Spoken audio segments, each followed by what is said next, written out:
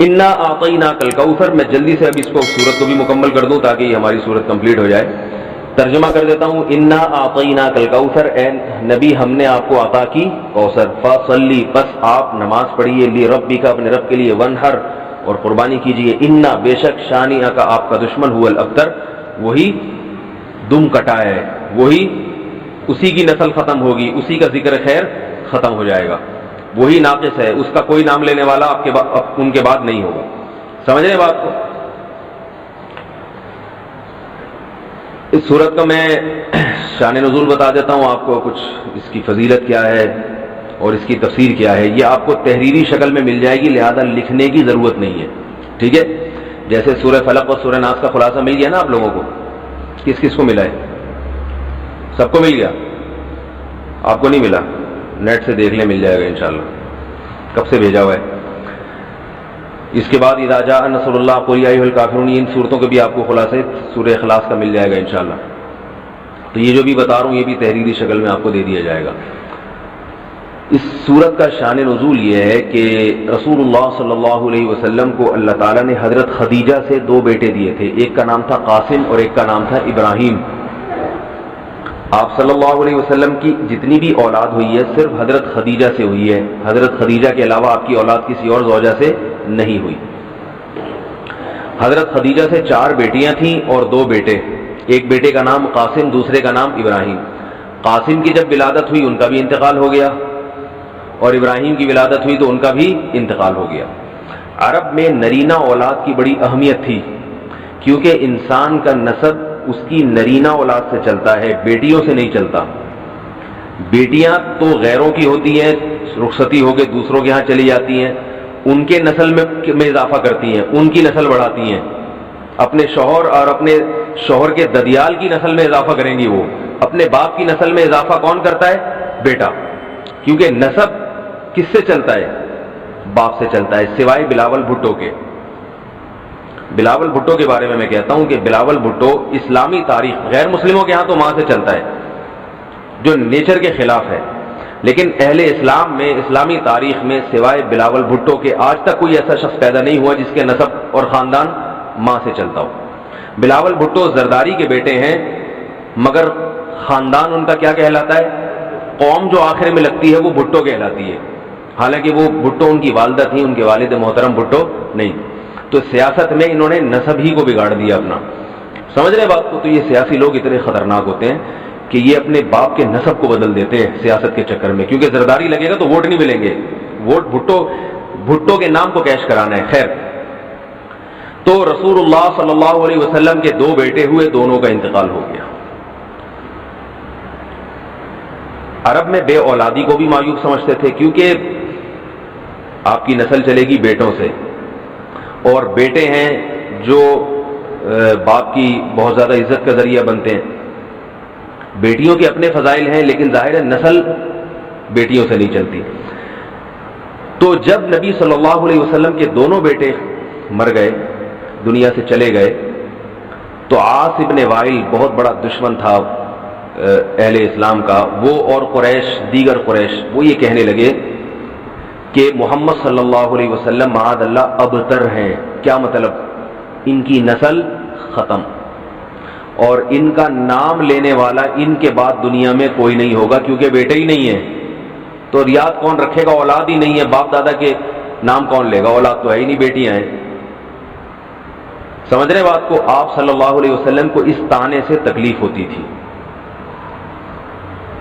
تو اس پر یہ صورت نازل ہوئی کہ اے نبی، آپ کا ذکر ختم نہیں ہوگا، آپ کی روحانی اولاد بہت ہوگی. باقی اللہ نے آپ کو بیٹا کیوں نہیں دیا، یا دیا تو اٹھا کیوں لیا، اس کی حکمت ایک اور مقام پہ بیان کی گئی ہے، وہ میں بتاتا ہوں آپ کو بعد میں. لیکن بتایا گیا کہ اے نبی، آپ کا ذکر ختم نہیں ہوگا، بلکہ یہ جو کہہ رہے ہیں نا کہ آپ کو خیر نہیں ملی، ابتر اسے کہتے ہیں جس کی نسل میں، یا کیونکہ جس کی اولاد نہیں ہے نا، اس کو یہ سمجھا جاتا ہے، اور حقیقت بھی ایسے ہی ہے کہ بہت بڑی خیر سے محروم ہو گیا. وہ بڑھاپے میں خدمت کے لیے نہیں ہے، کاروبار سنبھالنے کے لیے کوئی نہیں ہے، دین کے مشن کو آگے لینے کے لیے، چلانے کے لیے نہیں ہوگا، اور تذکرہ نسل میں نہیں ہو سکے گا. تو یہ ساری بھلائیوں سے انسان محروم ہو جاتا ہے. تو نبی کو تسلی دی گئی انا اعطینا الکوثر، اے نبی ہم نے آپ کو خیر کوثر کہتے ہیں خیر کثیر کو، بہت زیادہ بھلائیاں ہم نے آپ کو عطا کر دی ہیں. کوثر سے نہر کوثر تو ہے، لیکن کوثر کا جو لغوی مطلب ہے ڈکشنری میں جو مطلب ہے وہ کیا ہے؟ اصل میں حوض کوثر کو نہیں کہتے، بلکہ کسے کہتے ہیں؟ خیر کثیر. اے نبی ہم نے آپ کو خیر کثیر عطا کی ہے، جس میں کیا ہے؟ نبوت، عزت، آپ کا قیامت تک تذکرہ ہوتا رہے گا، یہ ساری چیزیں ہم نے آپ کو عطا کر دی ہیں. لہذا ان کے تانوں سے پریشان ہونے کی ضرورت نہیں ہے. ان کے نرینہ اولاد ہوگی تو بھی ان کا تذکرہ نہیں ہوگا، اور آپ کے نرینہ اولاد نہ ہو کے بھی آپ کی روحانی اولاد قیامت تک باقی رہے گی، اور آپ کا تذکرہ بہت زیادہ ہوتا رہے گا. یہ خیر کثیر ہم نے آپ کو عطا کی ہے. پھر اسی خیر کثیر میں سے ایک خیر حوض کوثر بھی ہے، جس کا نام کوثر اس لیے رکھا گیا کہ وہ ایک پانی کی نہر ہے جو نبی صلی اللہ علیہ وسلم کو قیامت کے دن دی جائے گی، اور آپ صلی اللہ علیہ وسلم خود بھی اس سے پیئیں گے اور اپنے امتیوں کو بھی اس سے پلائیں گے. اس پانی میں بھی اللہ نے خیر کثیر رکھی ہے. وہ خیر کثیر کیا ہے وہ ابھی انشاءاللہ میں بتاؤں گا. تو اس کا مصداق یعنی یہ آیت منطبق ہوتی ہے حوض کوثر پر بھی، ٹھیک ہے. تو یہ تو اس کا شان نزول ہے کہ اللہ نے بتا دیا کہ یہ جو آپ پر طنز اور طعنے کر رہے ہیں یہ لوگ ہیں جن کی نسل ہے ختم ہونے والی. ان کا نام لینے والا کوئی بھی نہیں ہوگا. بڑے بڑے سرداروں کے نام تو لیا جاتا ہے ان کا آج، لیکن اچھے جذبے سے نہیں لیا جاتا. ان کا نام برائی کے طور پہ لیا جاتا ہے. یہ تو اس سورت کا ہو گیا شان نزول. اس سورت کی فضیلت کیا ہے؟ حدیث میں آتا ہے، صحابہ کہتے ہیں کہ ہم بیٹھے ہوئے تھے رسول اللہ صلی اللہ علیہ وسلم کے ساتھ مسجد میں. آپ صلی اللہ علیہ وسلم پر ایک دم کچھ غنودگی سی طاری ہوئی، بے ہوشی کی کیفیت طاری ہوئی جیسے وحی میں ہوتی تھی. تو اس کے بعد جب آپ صلی اللہ علیہ وسلم بالکل بیدار ہوئے ہیں، نارمل حالت میں آپ صلی اللہ علیہ وسلم آئے ہیں، تو بڑے خوش تھے، اور آپ صلی اللہ علیہ وسلم نے اس سورت کی تلاوت کی. اللہ کے نبی پر جب وحی آتی تھی نا، تو جیسے ہی آپ صلی اللہ علیہ وسلم ہوش کی حالت میں آتے تھے تو فوراً ان آیتوں کی تلاوت شروع کر دیا کرتے تھے تاکہ میں بھول نہ جاؤں. تو آپ نے فوراً بسم اللہ الرحمن الرحیم پڑھا اور انا اعطیناک الکوثر فصل لربک وانحر ان شانئک هو الابتر. یہ آیتیں نازل ہوئی اور آپ نے فوراً ان آیتوں کی تلاوت شروع کر دی. جب یہ شروع ہوئی تو صحابہ نے پوچھا یہ کوثر کیا چیز ہے؟ آپ صلی اللہ علیہ وسلم نے فرمایا میرے رب نے مجھے بشارت دی ہے کہ قیامت کے دن مجھے ایسی نہر ملے گی، وہ نہر ایسی ہے کہ اس کے جو پیالے ہیں جس سے لوگ پانی پیئیں گے وہ چاندی کے ہیں، اور ان کی تعداد ان پیالوں کی گلاسوں کی اتنی ہے جیسے آسمان کے ستارے، اور اس نہر کا پانی برف سے زیادہ سفید ہے اور شہد سے زیادہ میٹھا ہے، اور میری امت میں کوئی بھی اس کا پانی پیے گا تو اسے کبھی بھی پیاس نہیں لگے گی. میدان حشر میں جو لوگوں کا سب سے بڑا مسئلہ ہوگا وہ پیاس ہوگا، سب سے بڑا مسئلہ. اور کہتے ہیں سمندروں کا پانی بھی اگر پی لے کوئی ساتوں سمندروں کا تو اس کی پیاس نہیں بجھے گی. تو میرے اللہ نے مجھے یہ نہر دی ہے، جو میرا امتی اس سے پی لے گا اسے کبھی بھی ہمیشہ کے لیے اس کی پیاس ختم ہو جائے گی. پھر آپ صلی اللہ علیہ وسلم نے فرمایا اسی موقع پر اسی حدیث میں کہ کچھ میرے امتی آئیں گے حوض کوثر سے پانی پینے کے لیے، فرشتے انہیں وہاں سے ہٹائیں گے، دھتکاریں گے.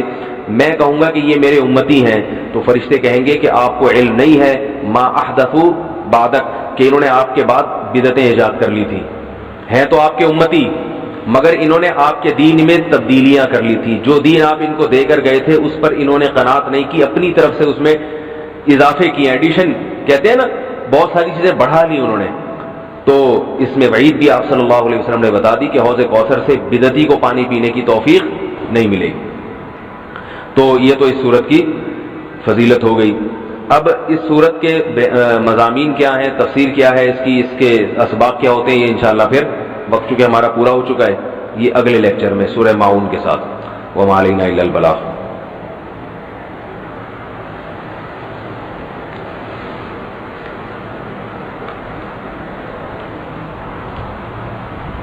لاؤ بھائی برگر اور کولڈ ڈرنک وغیرہ بھی ملتا ہے.